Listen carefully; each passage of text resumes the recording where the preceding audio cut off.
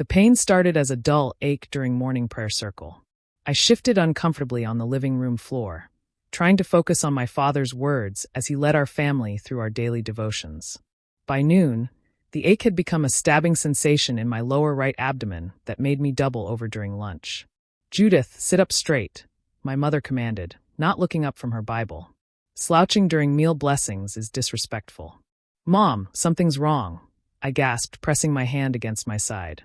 "My stomach really hurts." "Growing pains," she dismissed. "You're 17. Your body is changing. Offer it up to the Lord." But this wasn't growing pains. By evening, I was curled on my bed, sweating and nauseous. The pain had concentrated into a specific spot, burning like a hot coal in my abdomen. I'd Googled the symptoms on my phone: location of pain, nausea, fever. Everything pointed to appendicitis. "Dad." I found him in his study, surrounded by theological texts. "I think I have appendicitis. I need to go to the hospital." He looked up slowly, his expression stern. "Judith, we've discussed this. Our bodies are temples of the Holy Spirit. Sickness is a test of faith." "But my appendix could burst." "Could," he interrupted. "According to whom? Doctors who profit from cutting people open? Who push their pills and procedures instead of trusting in divine healing?" This was the core of my parents' belief system. They weren't just religious. They were part of a fundamental sect that viewed modern medicine as an affront to God's will. Hospitals were places where faith went to die. Doctors were agents of secular corruption. "Please," I begged as another wave of pain hit. "Just let me get checked." "Prayer is stronger than medicine," my mother announced from the doorway, having heard our conversation. "We will not show weakness in our faith, Judith. Not in this house." She walked to my father's desk and pulled out the folder containing our family's documents, including my insurance cards. With deliberate movements, she locked them in the desk drawer. "There," she said. "Now this temptation is removed. We'll call Elder Matthews to lead a healing prayer session." I stumbled back to my room, tears streaming down my face. The pain was getting worse, radiating through my entire abdomen. My phone showed it was 7 p.m. How long did I have before my appendix burst? Elder Matthews arrived at 8, along with several other church members. They surrounded my bed, hands raised, voices lifted in prayer. Their words washed over me as I writhed in agony, my fever climbing. "Lord, cast out this spirit of infirmity. By your stripes she is healed. We claim victory over this attack of the enemy." For 2 hours they prayed while I deteriorated. My skin was clammy, my temperature spiking. The pain had become so intense I could barely breathe. When I vomited into the bucket my mother reluctantly provided, Elder Matthews declared it was the demon leaving her body. By 10 p.m., I knew I was dying. The pain had suddenly lessened, not a good sign, I'd read, but potentially indicating my appendix had burst. If that was true, infection was now spreading through my abdomen. "I need an ambulance," I whispered. "You need faith," my father corrected. "This is your Gethsemane, Judith. Will you trust God or man?" That's when I made the decision that would save my life. My phone was hidden under my pillow, recording everything. I'd started recording during the prayer circle, some instinct telling me I might need evidence of what was happening. "I'm dying," I said clearly, making sure the phone would pick it up. "My appendix has likely burst. I need immediate medical attention, and you're refusing to provide it." "Drama and manipulation," my mother scoffed. "Just like when you claimed you needed glasses. We prayed, and your vision was healed, wasn't it?" I still couldn't see the board at school, but I'd learned to squint and cope rather than fight that battle again. "This is different," I insisted. "This will kill me. Please, I'm begging you. Let me go to the hospital." "No hospital," my father stated firmly. "We've made our position clear. God's will be done." The church members filed out around 11 p.m., satisfied they'd done their duty.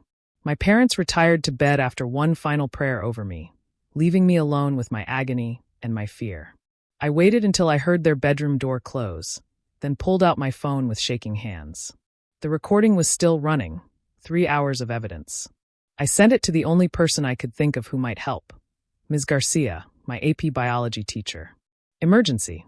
Parents won't take me to hospital. Think appendix burst. Please help." Recording attached. Then I waited, praying to a God I still believed in but whose followers were letting me die. Ms. Garcia called within minutes. I answered in a whisper. "Judith, I listened to enough to understand. I'm coming now. Can you make it to the front door?" "I'll try. I'm calling 911 to meet us there." Hang on, sweetie. Moving was agony. Every step sent fire through my abdomen. I made it to the top of the stairs before I collapsed, unable to go further. That's where Ms. Garcia found me 20 minutes later, after I'd managed to unlock the door with the last of my strength.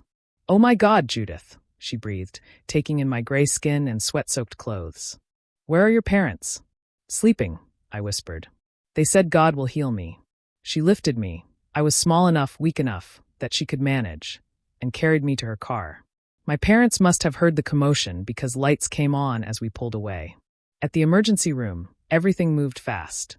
The triage nurse took one look at me and rushed me back immediately. As they hooked up IVs and prepared me for surgery, I heard the surgeon, Dr. Williams, talking urgently to his team. "Definite rupture. Looks like it's been hours. We need to move now." As they wheeled me to surgery, I saw my parents burst through the ER doors, Elder Matthews with them. They were shouting about kidnapping, about religious freedom, about their parental rights. "That's our daughter," my mother screamed. "You have no right." Security held them back as Dr. Williams turned to face them, his face a mask of controlled fury. "Your daughter's appendix has burst. She has severe peritonitis. If we don't operate immediately, she will die. Do you understand? She will die."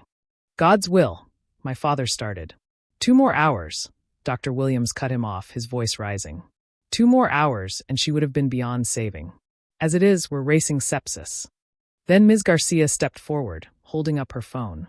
"I have a recording of you denying her medical care, of her begging for help while you prayed over her. The police are on their way." My last memory before anesthesia was my mother's face, not worried for me, but furious at the betrayal. I woke up 2 days later in the ICU. Ms. Garcia was there, holding my hand. The surgery had taken hours. My abdomen had been full of infection.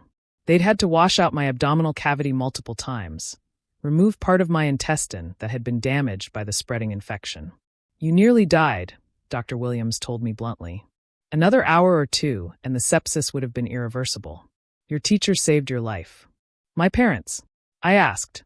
"Arrested," Ms. Garcia said gently. "The recording you sent me, it's clear evidence of medical neglect. Child Services is involved."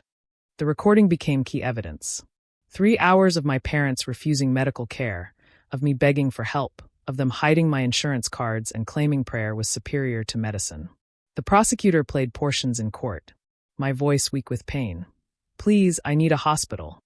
My mother's response: "You need faith, not false idols in white coats." Me again, I could die. My father: "Then you'll die in grace, not in the hands of secular medicine." The church rallied around my parents, calling it religious persecution.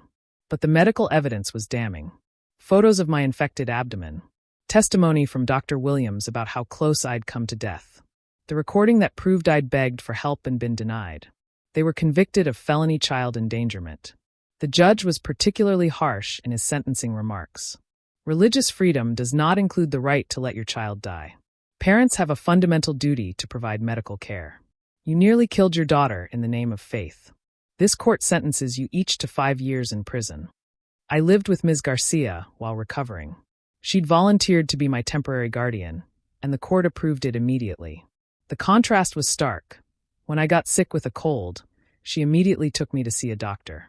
When I needed glasses because my vision had never been healed, she took me to get them without prayer or protest.